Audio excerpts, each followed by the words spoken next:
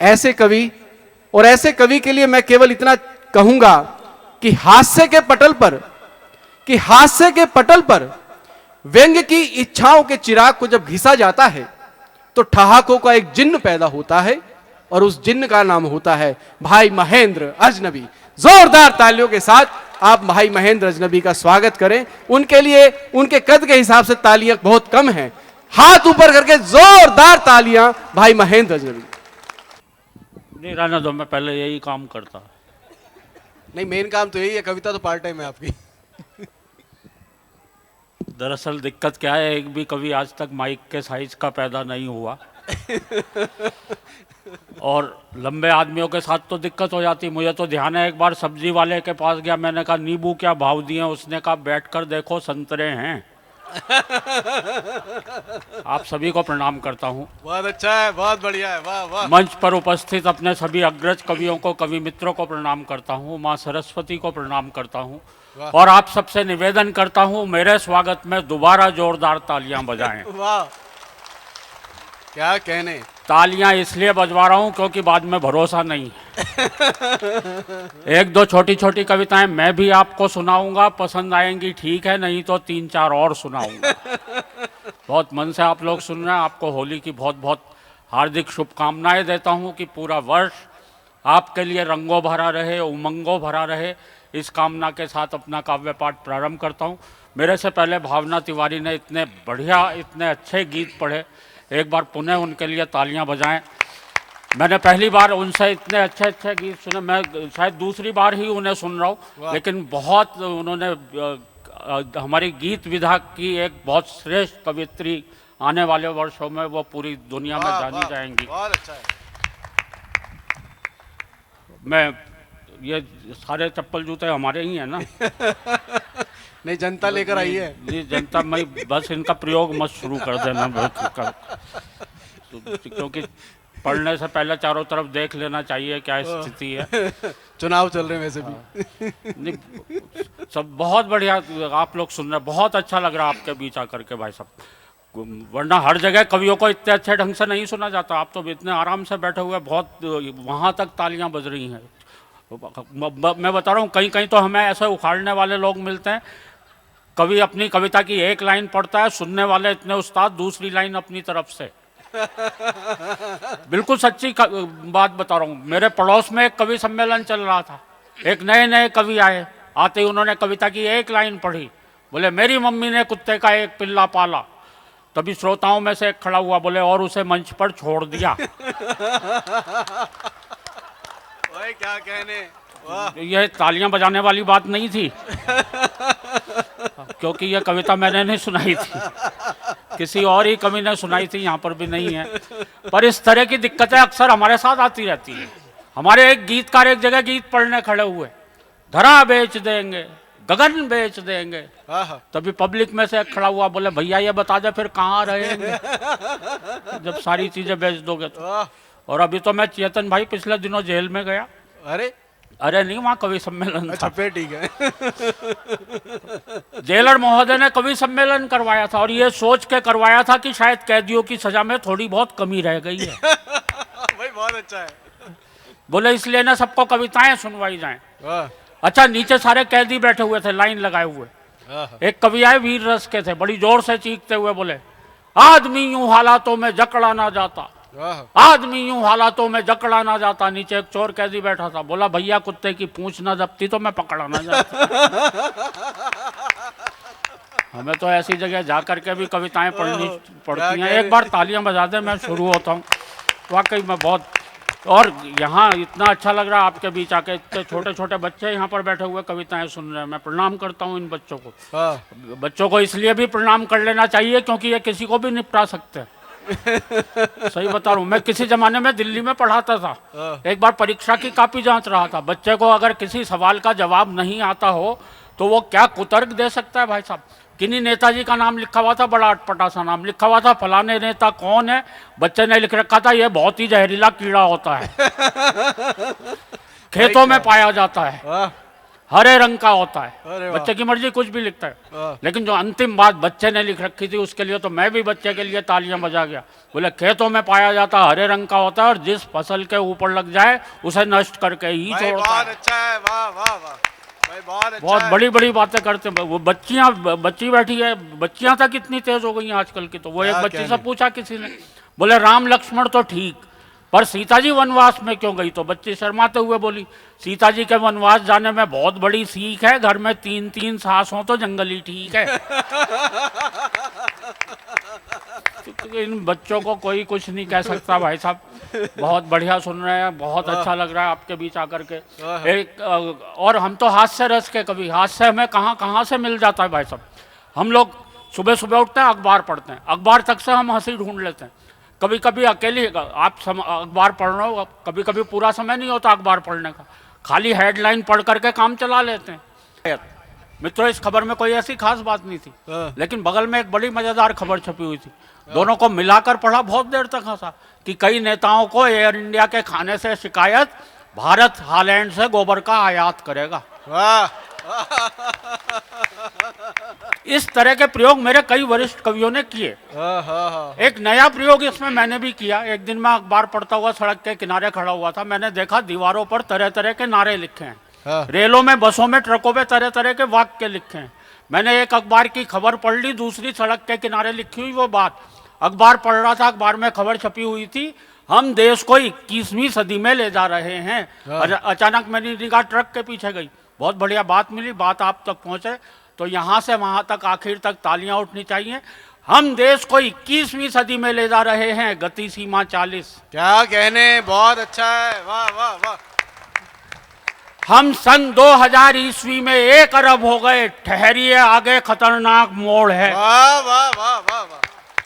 और अगले जोड़े पर फिर आपके हाथ उठने चाहिए दोस्तों। 5 आतंकवादी अपने बम विस्फोट से खुद ही मरे, आत्मनिर्भरता ही सफलता की कुंजी है।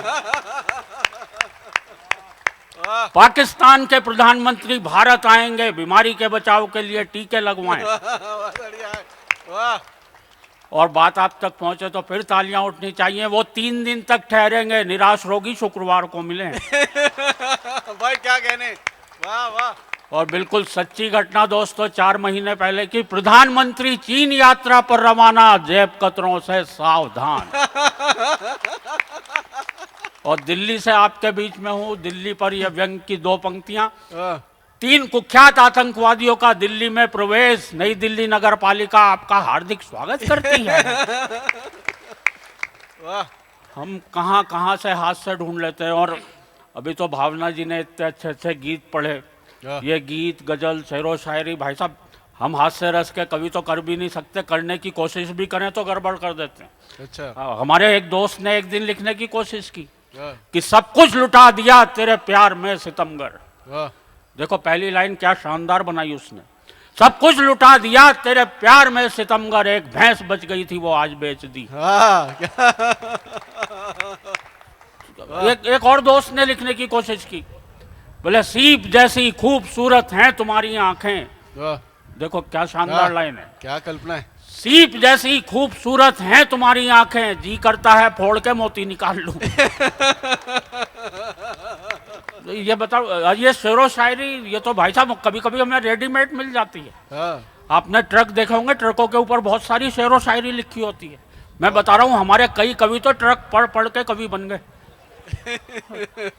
मैं आ रहा था, मेरे आगे आगे एक मेटाडोर जा रही थी, पीछे एक शेर लिखा हुआ था, बड़ा प्यारा शेर लगा मुझे, शायद ड्राइवर ने अपनी भावनाओं को व्यक्त कर रखा था। उस शेर में लिखा हुआ था, हम भी प्यार करते थे, चांदनी से दिल लगाने लगे, अपनी किस्मत ही खराब थी, मेटाडोर चलाने लगे। दिल्ली में एक ऑटो के पीछे शेर देख लिया, वो भी बड़ा प्यारा शेर था, लिखा हुआ था, दिल के अरमां आंसुओं में बह गए, वो मुस्कुरा कर चल दिए, हम गेयर बदलते रह गए। हंसी की बातें चारों तरफ बिखरी पड़ी हैं। मैं सीधे सीधे एक कविता आपको सुना देता हूँ, एक बार तालियां बजाकर मन दे दोस्तों। जितने मन से आप सुनेंगे उससे दुगने मन से मैं आपको सुनाने की कोशिश करूंगा। और अभी मेरे भाई कुछ याद दिला रहे हैं, आज तक पे जो सुनाई थी आपने वो वाली। मैं वो राजनीति से हमारा कोई ज़्यादा लेना देना नहीं है, आचार संहिता भी लगी हुई है।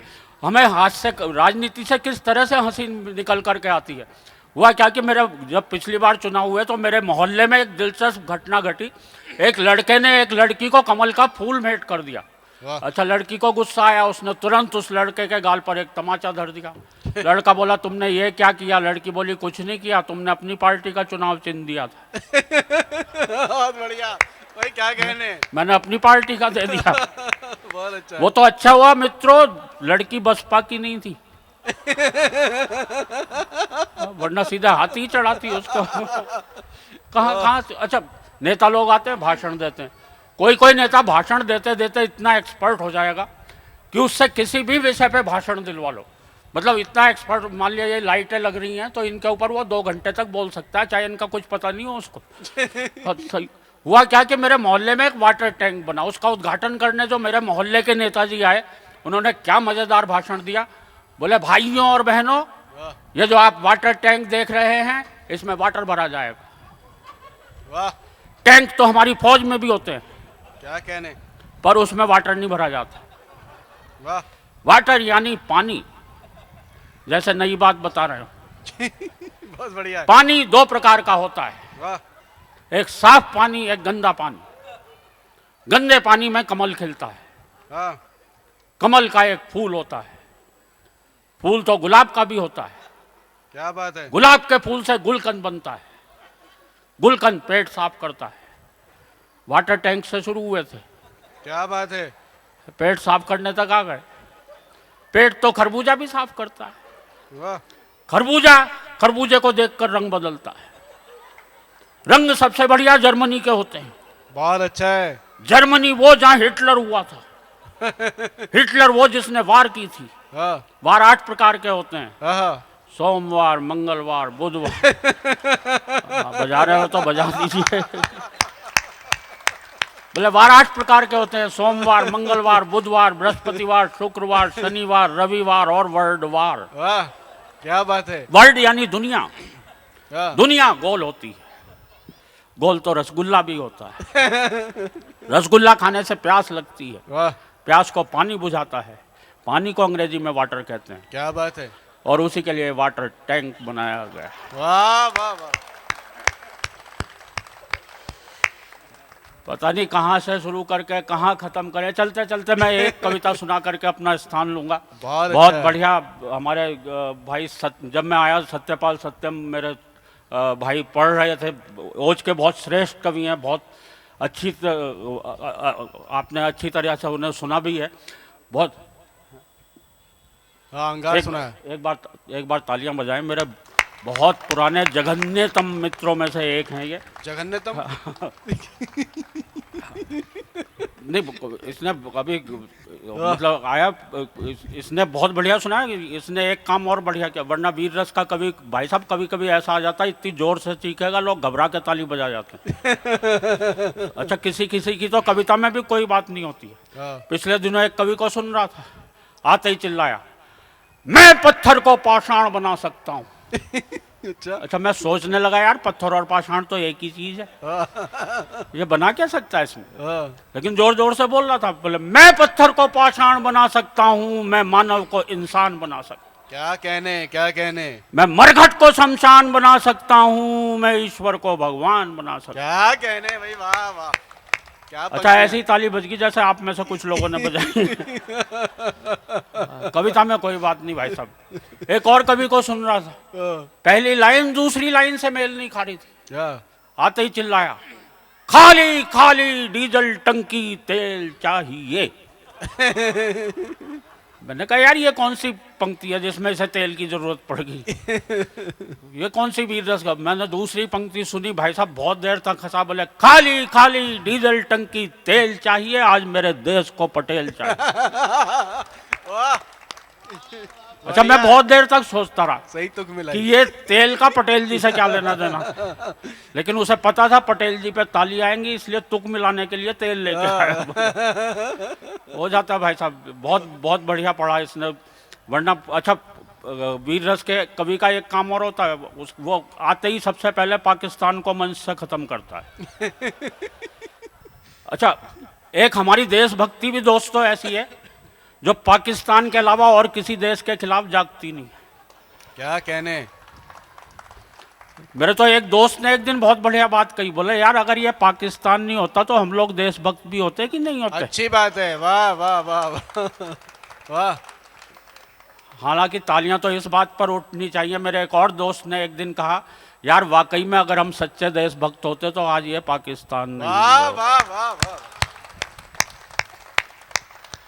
तो इस कविता का जो जन्म हुआ वो आपको बता दूं, जिन दिनों कारगिल में लड़ाई छिड़ी हुई थी, युद्ध होता है तो जनता में जोश आ जाता है भाई साहब। वाह।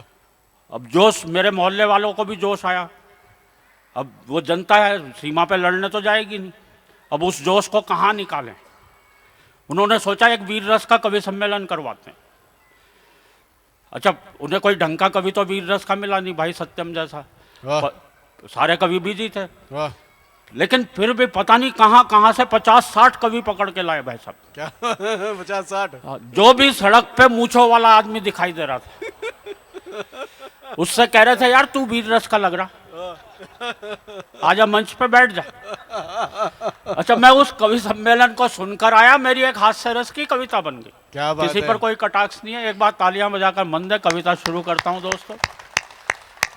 वरना मैं बताऊं वीर रस का कभी कभी ऐसा कवि भी आ जाता भाई साहब। एक तो बड़ी जोर से चीखते हुए बोल रहा था, ए चीन हम तेरे ऊपर हिमालय धकेल देंगे। अच्छा, इतना पतला दुबला कवि था, अपना सूटकेस तो उठ नहीं रहा था और चीन के ऊपर हिमालय धकेल। आ जाते हैं भाई साहब ऐसे बहुत से। आ जाओ बेटा, बैठ जाओ। हाँ बढ़िया। एक बार तालियां बजा दे, शुरू होता हूं बेटा से। कि कारगिल युद्ध पर वीर रस का कवि सम्मेलन था, मंच के थे बहुत ही ठाट बाट, वीर रस के कवि बैठे थे लगभग 60।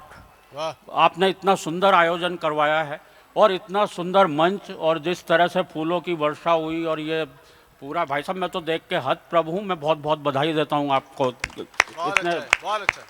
इस तरह के सोफे शायद ही हमें कभी मिले होंगे। सही बता रहा हूँ, वरना तो वो फोल्डिंग वाली कुर्सी पे बैठा देते हैं अधिकतर तो। बहुत बढ़िया, इतनी बढ़िया लालटेन बीच में इस मेरा तो ले जाने का मन कर रहा है इसको तो। अब तो आज तो ये हो रहा है जिसके घर से उठा के लाए वो फोल्डिंग पे बैठा हुआ है। नहीं कि वो ध्यान भटक जा को। आ जाओ भाई साहब, कुर्सियों वाले हैं। अरे आप तो मेरे साडू भाई हो। बहुत अच्छा है, बहुत बढ़िया है, बहुत बढ़िया। कहाँ वो ये मुझे बुलाते हुए क्या कह रहा था ये जो मेरे जैसे दोस्त हैं मित्रों, बिल्कुल मेरे पास जवाब है इसका। अच्छा देखिए, कह रहा था कि जिनके सर पे पत्नी हाथ फेरती हैं बाल ऐसे हो जाते हैं। मित्रों, मुझे भाई चेतन आनंद से बहुत सहानुभूति है। अच्छा। कि इसके सर पे कभी इसकी पत्नी ने हाथ नहीं फेरा। आय हाय, आय हाय। मैं तो इससे कहना चाहता हूँ कभी कभी सर पे पत्नी से भी हाथ फिरवा लिया करो, वरना कुछ दिनों में भालू हो जाओगे। ये भालू के रूप में काव्य पाठ करता हुआ कैसा दिखाई देगा। दरअसल क्या है, ये बालों वाले लोग भाई साहब हम गंजे लोगों से जलते हैं। इन लोगों से हमारे सुख नहीं देखे जाते। गंजे व्यक्ति को क्या क्या सुविधाएं प्राप्त होती हैं। देखो, बारिश की पहली बूंद कब गिरी, ये मौसम विभाग से भी पहले हम लोगों को पता चलता। एक दिक्कत होती, सुबह सुबह उठते हैं तो ये पता नहीं चलता मुंह कहाँ तक धोएं। और एक बात का मेरी समर्थन करना तालियां बजाकर मित्रों, जो पत्नी कभी भी सर पे हाथ नहीं फेरती है, पत्नी सीधे जेब पर हाथ फेरती। बहुत अच्छा है, बहुत अच्छा है। मैं अच्छा हाँ, कि कारगिल युद्ध पर वीर रस का कवि सम्मेलन था, मंच के थे बहुत ही ठाट बाट, वीर रस। मैं ठाट बाट से चला गया था, यहाँ पे ठाट बाट देख के अब आया ध्यान। कारगिल युद्ध पर वीर रस का कवि सम्मेलन था, मंच के थे बहुत ही ठाट बाट, वीर रस के कवि बैठे थे लगभग 60। मैं खुश हुआ, 60 कवियों की पूरी प्लाटून। भाई क्या बात है, आज की रात तो पाकिस्तान के लिए कहर की रात। क्या बात है, वाह वाह वाह। जब एक ही कवि पाकिस्तान को निपटा देता 60, उसका क्या हाल करेंगे सोच। वो तो कीमा बना के हटेंगे उसके। आज की रात तो पाकिस्तान के लिए कहर की रात है। फिर आशंकित हुआ 60 कवि, वो भी एक ही रस के, भगवान बचाए जो लड़ाई इनकी आज पाकिस्तान से होनी है, कहीं वो इनमें आपस में ही ना छिड़ जाए। बहुत बढ़िया। अच्छा, 7-8 कवियों ने तो कर रखा था संचालक का घेराव। अच्छा। एक कवि बोला देते हुए मूंछों को ताव, वाह। पहले कविता पढ़ने मैं जाऊंगा, क्योंकि शुरू में ही यदि किसी और कवि ने पाकिस्तान निपटा दिया हाँ। तो मैं क्या बाद में झुनझुना बजाऊंगा? तालियां बजाते रहो दोस्तों, जितने मन से सुनेंगे उतने मन से सुनाऊंगा। पर कवियों ने श्रोताओं में ऐसा जोश भर दिया कि पहले कवि की कविताओं की बमबारी ने ही पाकिस्तान को अधमरा कर दिया। वाह। पूरा मंच बन गया था बंकर, सभी कोसने लगे पाकिस्तान को जमकर। पर एक कवि अभी भी पुराने जमाने के नशे में झूम रहा था, मिसाइलों के युग में पाकिस्तान के खिलाफ तलवार लिए हुए घूम रहा। वाह वाह वाह वाह। कहाँ है पाकिस्तान, तुल जो तलवार से निपटाएंगे। वाह। और भाई ने तो भाला भौंका, वो भी पाकिस्तान पे। मैं सुनाता हूँ उसको सही तरीके से। ये लाइट है मत। हाँ भैया, ये अटैक का क्या है? ये अलार्म है क्या? इसे बंद कराओ। नहीं, या तो उन्हें ये लगता है कि हम लोग डांस भी करेंगे।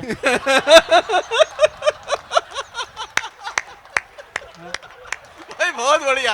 वाह वाह भाई, एक बार जोरदार ताली। क्या कहने। अरे ये तो बेरो। अरे लाइट बंद करो भाई।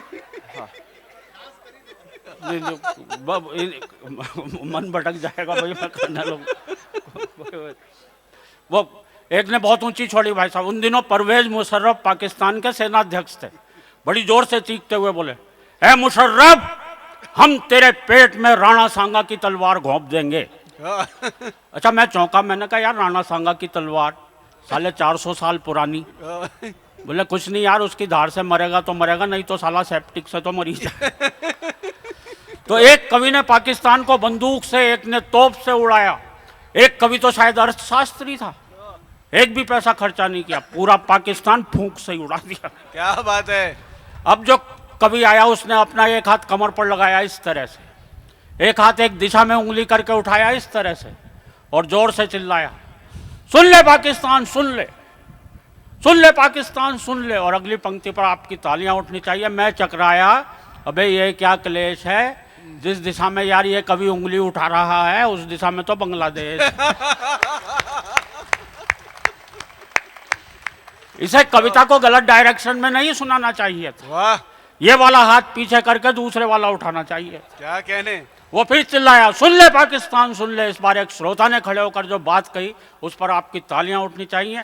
वो फिर चिल्लाया, सुन ले पाकिस्तान सुन ले। एक श्रोता खड़ा होकर बोला, अबे क्या और किससे कह रहा है, पाकिस्तान तो जन्मजात बह रहा है। वाह वाह वाह वाह वाह वाह वाह वाह, बहुत अच्छा है। कवि ने उस श्रोता की नहीं सुनी और इस बार वाक्य बदला। आप लोग दृश्य का आनंद लेना। कवि ने उस श्रोता की नहीं सुनी और इस बार वाक्य बदला, इस्लामाबाद अगर मेरी आवाज सुन रहा हो तो सुन ले। वाह। इस्लामाबाद अगर मेरी आवाज सुन रहा हो तो सुन ले। पीछे से एक श्रोता बोला, भाई जब तुम्हारी आवाज यहीं तक ठीक ठीक नहीं आ रही है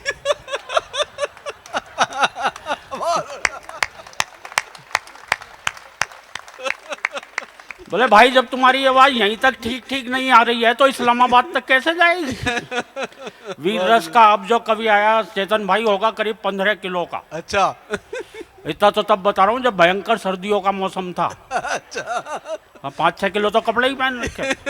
बहुत अच्छा है। मैंने तो इससे पूछा, क्या नाम, सत्यपाल सत्यम से। मैंने कहा यार ये वीर रस का कवि इतना पतला दुबला इतना कमजोर कैसे हो गया। हाँ। ये बोला ऐसा इसलिए हो गया क्योंकि ये हर समय फूंकता ही रहता है। इतना नुकसान ये अपनी कविता से पाकिस्तान का नहीं कर पा रहा जितना अपने शरीर का कर रखा है। बहुत अच्छा है। अच्छा, इतना पतला दुबला कवि जब कविता पढ़ रहा था, आप लोग दृश्य का आनंद लेना और बात आप तक पहुंचे तो आपकी तालियां उठनी चाहिए।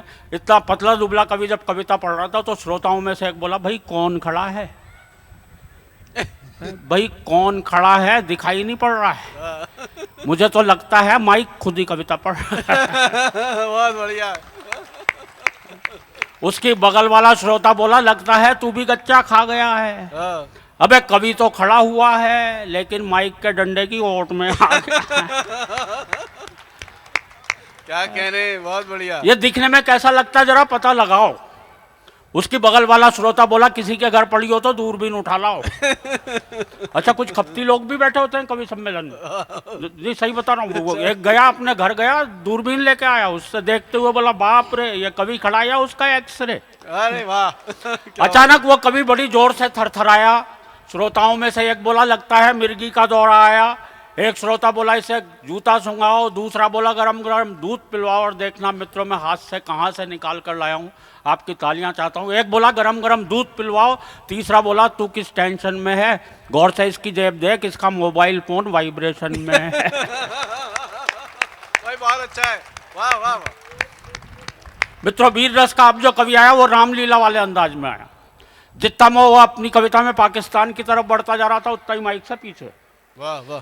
आते ही चिल्लाया अब की बार युद्ध हुआ तो हम झंडा फहराएंगे सीधे इस्लामाबाद पर। इस तरह से कई कवियों के हाथ हवा में जोर जोर से लहराए और उन्होंने क्रम से लाहौर, कराची, सियालकोट, सरगोदा, हड़प्पा, गिलगित, मुल्तान तक में झंडे फहराए। और अगली पंक्ति आप तक पहुंचे तो आपकी तालियां उठनी चाहिए। और 1 घंटे में श्रोताओं में पैदा ऐसा जज्बा कर दिया कि मंच से ही 5 कवियों ने पाकिस्तान के 47 शहरों पर कब्जा कर लिया। क्या बात है, वाह वाह वाह।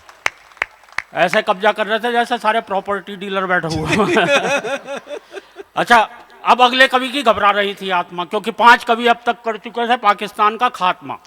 पर वो मेरा दोस्त निकला, मंच से उतर के मेरे पास आया, मुझसे बोला यार अजनबी क्या करूं कहाँ जाऊं, इन कवियों ने पाकिस्तान का एक भी शहर नहीं छोड़ा है। अब उसे बाकी शहरों के नाम याद नहीं थे। क्या करूं कहाँ जाऊं, इन कवियों ने पाकिस्तान का एक भी शहर नहीं छोड़ा है, मैं झंडा कहाँ फहराऊं। मैंने कहा झंडा कहाँ फहराऊं, फिर तू ऐसा कर जा झंडा लेकर और आगे निकल जा। वाह। और सीधे अफगानिस्तान पे चढ़ जा। क्या कहने। बोला नहीं यार वहां तो आजकल अमेरिका बम फेंक रहा। मैंने कहा फिर उसके आगे ईरान है, वहां तेहरान निकल जा। वाह। तेरा क्या जा रहा, वहां फहरा दे। वाह। वो बोला तेहरान तो क्या, उसके आगे इराक है, वहां बगदाद, उसके आगे सीरिया है, वहां दमिश्क। एक बार मेरे भौगोलिक ज्ञान पे तालियां बजा दी। बहुत अच्छा है, बहुत अच्छा है। उसके आगे सीरिया है, वहां दमिश्क तक मैं झंडा फहरा दूं। पर यार शहर दमिश्क ऐसे नाम पे श्रोता ताली नहीं बजाते, ये है सबसे बड़ा रिस्क। वाह वाह वाह वाह। मैंने कहा फिर तू ऐसा कर ले, या तो राइट टर्न लेके चीन की तरफ निकल ले, वाह, या फिर यू टर्न लेके वापस मंच पे आ जा। अच्छा भाई यहीं से तो तू टेक ऑफ करेगा। क्या कहने, क्या कहने। कविता समाप्त हो गई, तालियां बजा दीजिए। बहुत बहुत धन्यवाद। वाह वाह।